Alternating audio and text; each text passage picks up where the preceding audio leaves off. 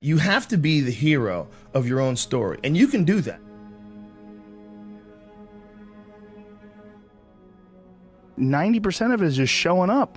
Get there and start working. Like, you're not going to feel perfect every day.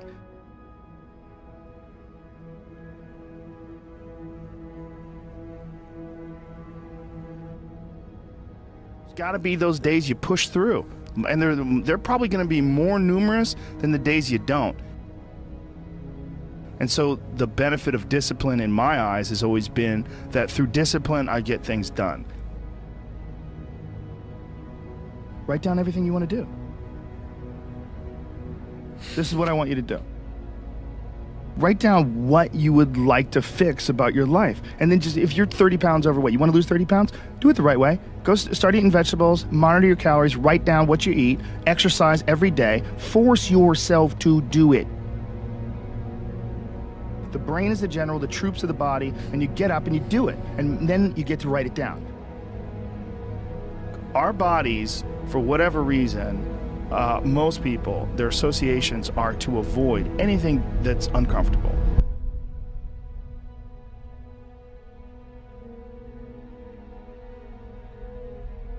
It's so illogical, because when you look at comfort and you look at success and progress and the feelings of accomplishment and of getting past certain hurdles in terms of like how you feel about life, a lot of those are connected to discomfort. Like, discomfort is your friend.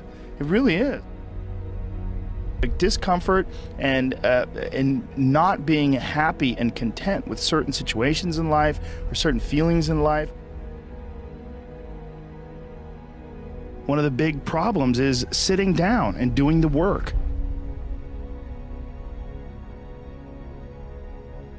And he labels it like an enemy. He calls it resistance, you know, and that you have to sit down and you have to overcome resistance, and that the pro goes to work.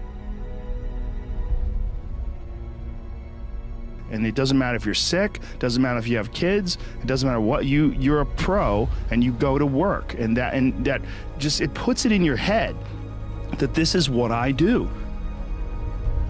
You have pride in that. And then when you are in front of that keyboard and you look down the count, it says put 1,000 words in. You're doing the work. Yeah. And out of that work, gems blossom. And it's about resistance that people feel when you should write, or you should paint, or whatever you should sculpt, whatever these things are that you pursue. And that there's this thing that comes up that tries to keep you from doing that. This resistance. You're not a hero in your own eyes. You're not someone who you respect.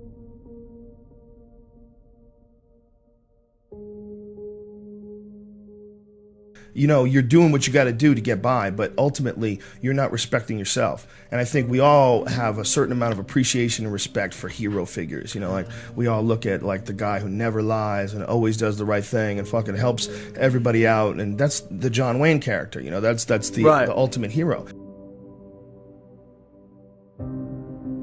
And he's like, this is a battle that you will fight for the rest of your life. But the key is to fight it, not to give in. Don't give in to that resistance, just to fight that resistance. And in doing so, every day you do so, you have won the battle for that day. And you will continue to fight that battle.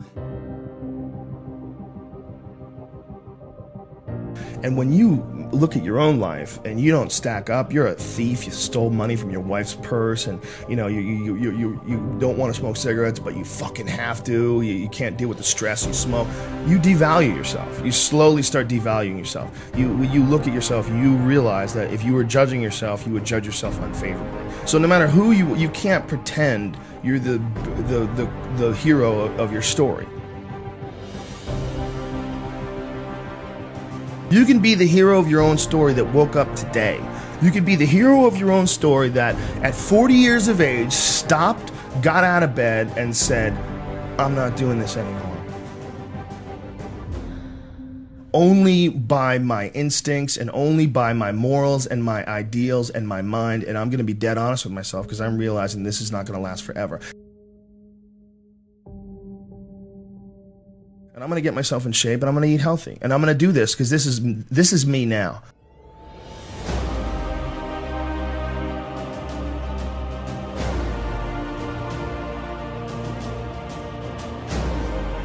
I decide that this is me. And people have to realize that you are not your past. You are not all the times you fucked up. You're not all the times you were drunk. That's not you. What you are the person who's learned from a great deal of experience. When you're alone with your thoughts, you get an idea of what your thoughts actually are. If you live your life just acting constantly on the momentum of other people's expectations, of you wanting to be liked by these other people, you can run into a trap, and you set up a life that you didn't really want. Your life is certainly some sort of a journey. It's certainly some sort of a journey. You're trapped in this situation where you have a mortgage, you've got credit card bills, you've got student loans you have to pay, you have a bunch of shit going on that you have to continue to feed. And all that, and especially if you have a family and you have to feed them, oh my goodness. Then you're fully locked in. You can't take any chances whatsoever. And oftentimes people make the mistake of getting stuck. And it is just a tactical mistake, just like it would be a mistake if you got stuck on a video game. Just like it would be a mistake if you followed a map incorrectly and you get stuck in the woods.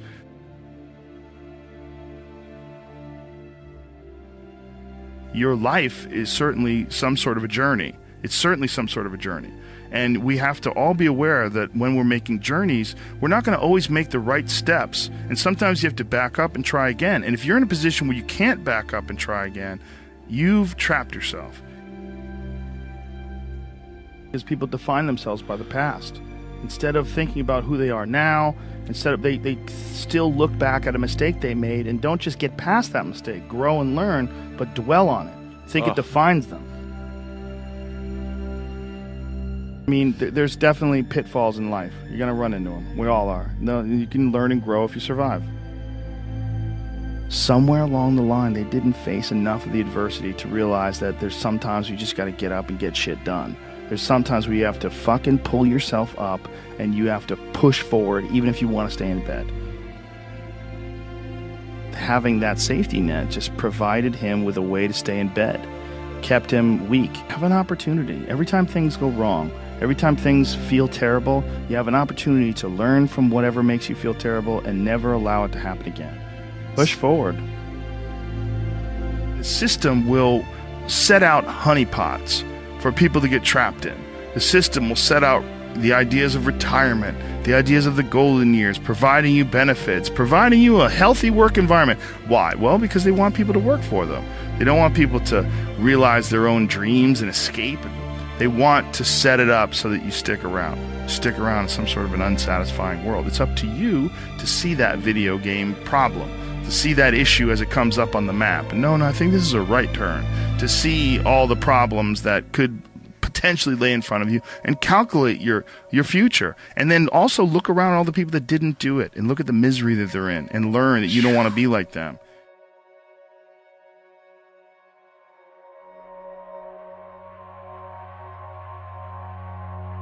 And most people get stuck in these patterns, or they define themselves as a person who doesn't follow through on their ideas, or a person who doesn't pursue their real interests and loves. You define yourself by that. Well, I guess I start things and I quit. No, you don't. No, you have started things and you quit. And it gives you a horrible sense of regret that's made you define yourself by that. You don't have to do that. If I look back on anything I've ever done, mistakes I've ever made, paths that something that I put out that I didn't quite think, man, maybe I just waited 3 months before I released that, or maybe I should have, re-edited that blog post a couple more times before I put it online, or things that I've done have driven me crazy, but yelling at someone I didn't have to yell at them for, whatever. But the most important thing is always for all people to recognize that you're not who you were a year ago. You're not who you were 5 years ago. You're not who you were last week. So you got to regulate how much you dwell on regrets of the past. You really got to be careful.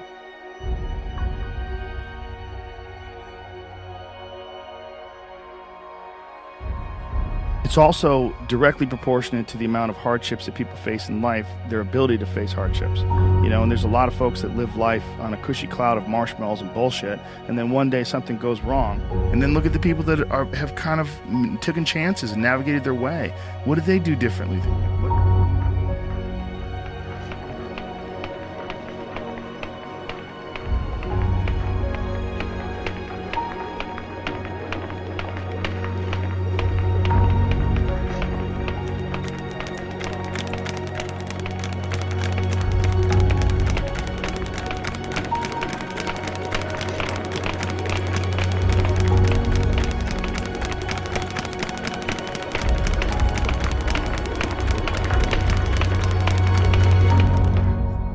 What insight into their own mistakes are they willing to delve into that you're not, that you step back and you go, I just don't want to look at myself that closely.